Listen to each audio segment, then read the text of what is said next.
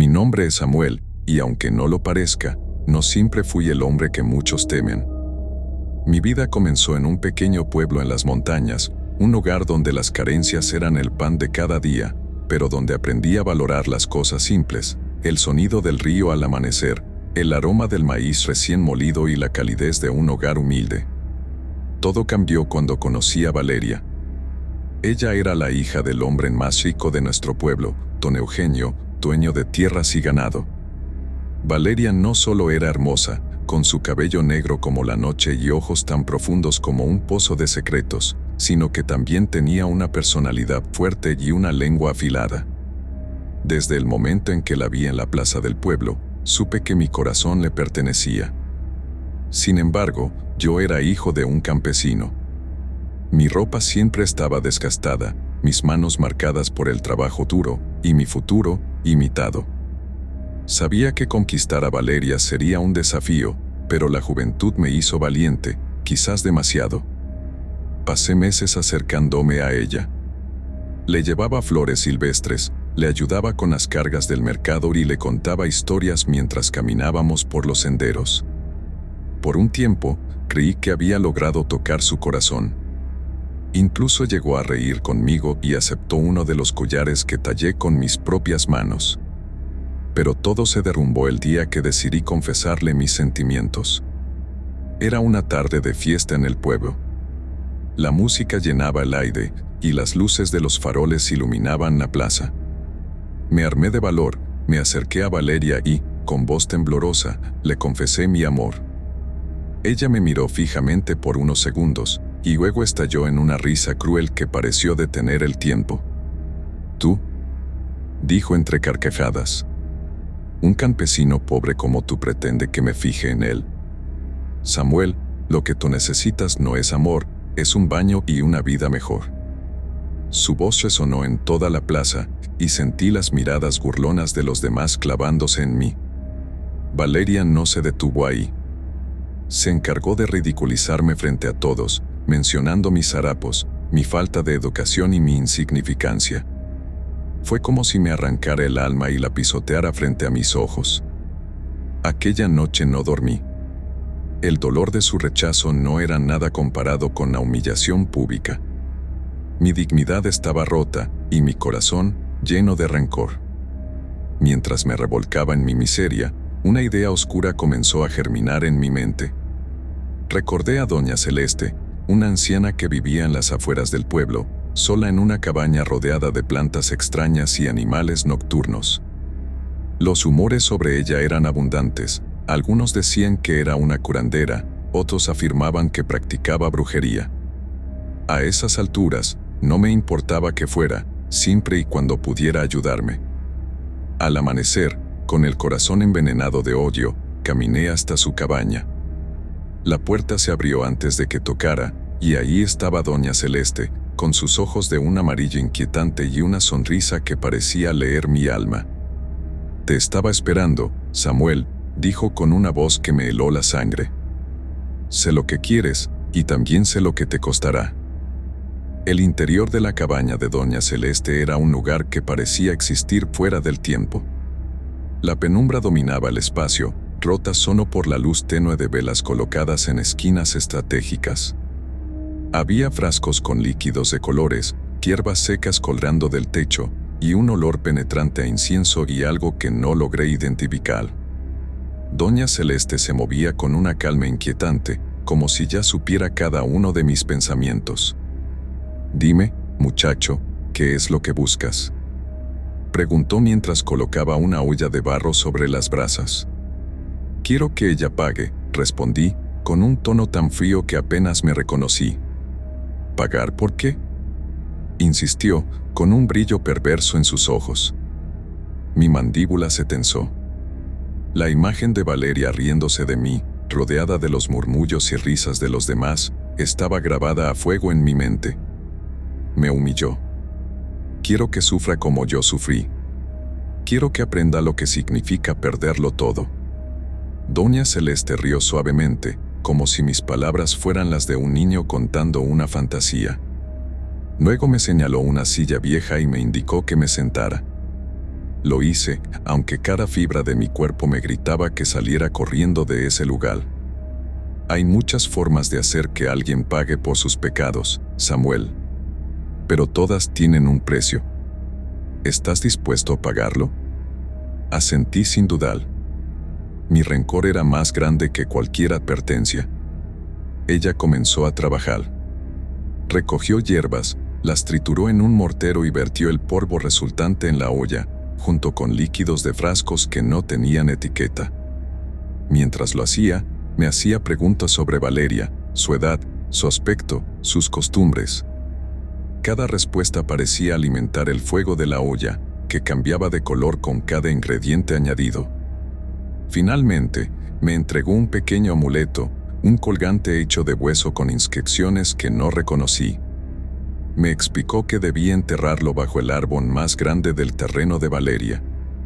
Al hacerlo, comenzaría su desgracia. Pero había una advertencia. El odio que alimenta esta maldición es como un río desbordado, dijo, mirándome con una intensidad que me hizo estremecer. Una vez que fluye, no hay forma de detenerlo. Puede consumirlo todo, incluso a ti. No me importó. El dolor que Valeria me había causado era como una herida abierta que no sanaría hasta que la viera sufrir. Tomé el amuleto y me marché, decidido a seguir adelante con el plan. Esa misma noche, bajo la luz de la luna, me colé en la propiedad de don Eugenio. Encontré el árbol que doña Celeste había descrito, un enorme ceibo que se alzaba como un gigante en medio del terreno. Cavé con las manos, mis uñas rompiéndose contra la tierra dura, y enterré el amuleto. Cuando terminé, una ráfaga de viento helado atravesó el aire, y supe que la maldición había comenzado. Los días siguientes trajeron señales de que algo estaba cambiando. Valeria, siempre impecable y radiante, comenzó a lucir cansada y desaliñada. Los humores en el pueblo hablaban de un extraño accidente, que el ganado de su familia, antes saludable, enfermó de repente. Luego vinieron las cosechas, que se marchitaron sin razón aparente. Pero lo más impactante fue el cambio en Valeria. Un día la vi en la plaza. Su andar seguro y altivo había desaparecido. Sus ojos, antes llenos de vida, estaban apagados, como si llevara un peso insoportable. Algunos decían que la habían visto llorar sola, hablando cosas sin sentido. Otros aseguraban que sus noches estaban plagadas de gritos y pesadillas.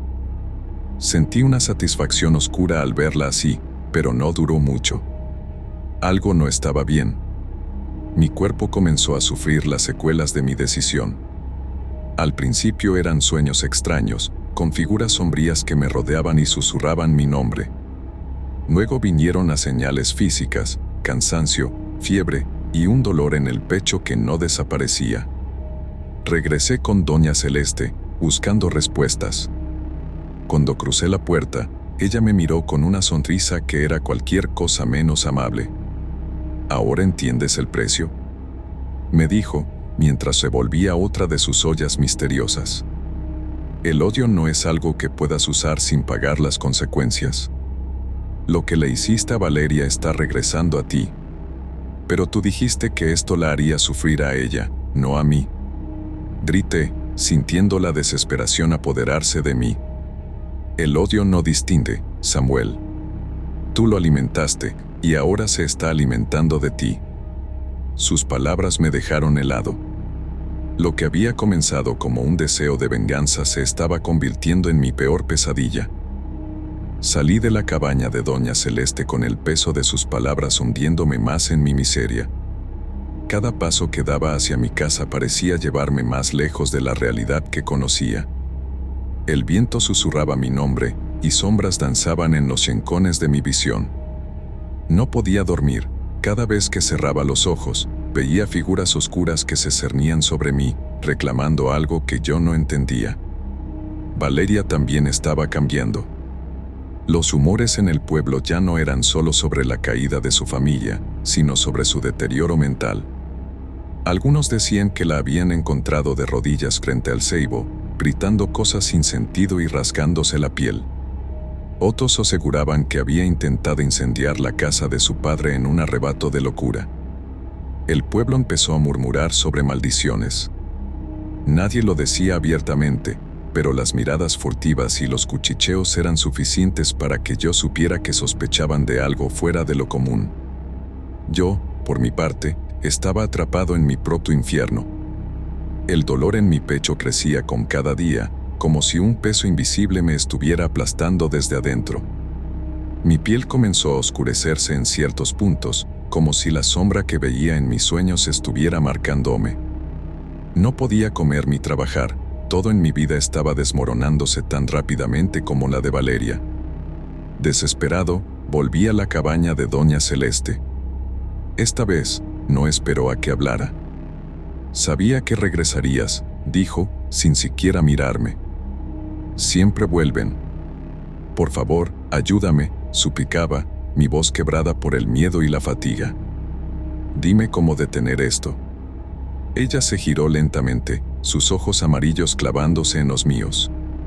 «No puedes detener lo que ya has desatado, Samuel. La maldición no solo afecta a Valeria, está conectada contigo. Si ella cae, tú caes». Sus palabras fueron un golpe devastador. Intenté insistir, pero Celeste negó con la cabeza. «Solo hay una forma de romper el ciclo», dijo finalmente. «Debes enfrentarte a aquello que alimenta la maldición, tu propio odio». Me explicó que debía desenterrar el amuleto y llevarlo al ceibo. Allí, debía quemarlo mientras pedía perdón, no solo a Valeria, sino también a mí mismo por el rencor que había dejado crecer en mi corazón. Pero advirtió que el proceso no sería fácil. Aquella noche, bajo un cielo sin estrellas, volví al terreno de Valeria. El ceibo se alzaba como un guardián oscuro, sus ramas retorcidas proyectando sombras inquietantes bajo la luz de mi lámpara. Cavé con desesperación, sintiendo que el tiempo se me escapaba.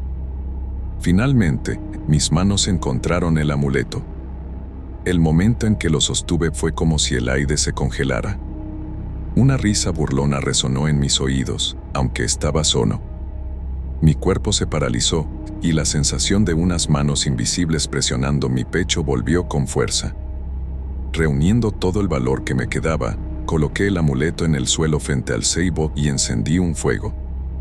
Mientras las llamas lamían el hueso, recité las palabras que Doña Celeste me había enseñado.